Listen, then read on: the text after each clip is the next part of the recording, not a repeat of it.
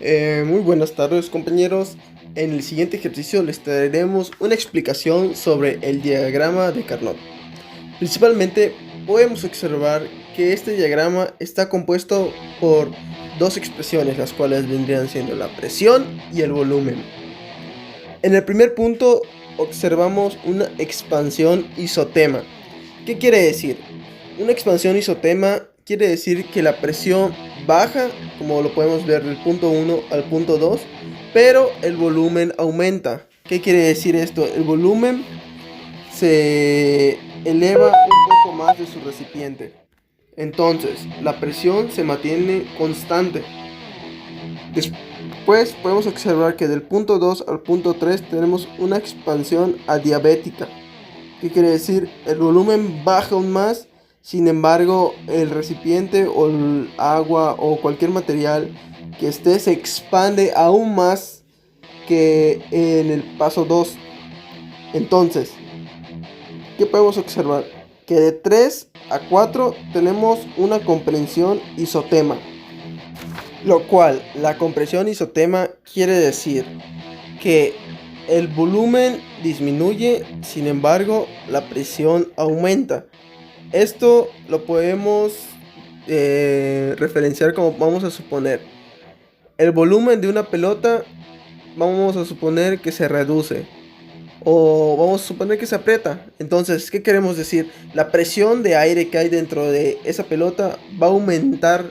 Entonces, ¿qué va a hacer que esa presión haga? Pues va a hacer que la pelota se expanda un poquito más. Entonces, en el siguiente ejemplo veremos a continuación los pasos, o más bien les ilustraré el proceso de este diagrama. Ahora pasamos del punto 4 al punto 1. ¿Qué quiere decir esto? El volumen se reduce aún más, sin embargo la presión aumenta. Entonces, de 4 a 1 regresa al estado original en el cual nosotros estábamos evaluando el proceso, que viene siendo en la expansión isotema, que viene siendo el 1. Entonces, desde ahí comienza nuestro ciclo. A continuación les mostraré un ejemplo de cada uno de estos procesos. Bueno, a continuación les mostraremos los ejemplos de cada proceso en el diagrama de Carnot. Supongamos que tenemos un recipiente, el cual está compuesto con un pequeño apresadora, ¿no? Y aquí tenemos agua en todo el recipiente. Entonces, el primer proceso es la expansión isotema. ¿Qué quiere decir? Aquí la presión baja y el volumen aumenta. ¿Qué quiere decir?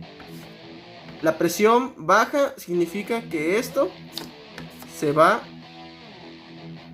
para arriba y el volumen del agua aumenta, nos va hacia el sentido para arriba. Entonces, del punto 2 al punto 3 tenemos la expansión adiabética. ¿Qué quiere decir? Tenemos el mismo recipiente, pero ahora la pieza, la cual hacía presión, aumenta un poco más hacia arriba y el volumen aumenta aún más. O sea que el recipiente de agua va a tener más agua que en el estado 1.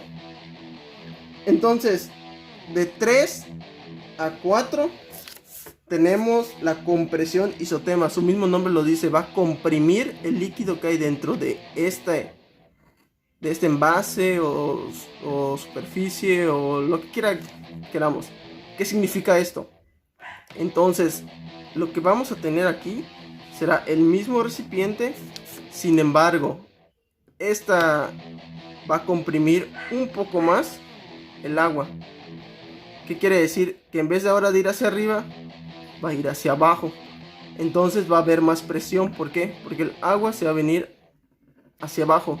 Aumenta la presión y disminuye el volumen. Y de 4 a 1, pues va a regresar a su estado original, en el cual estábamos analizando. Se va a comprimir el recipiente aún más y la presión va a aumentar. tenemos menos líquido, más presión y menos volumen. Entonces, esto venía siendo analizado en los 4 estados del diagrama de Carnot.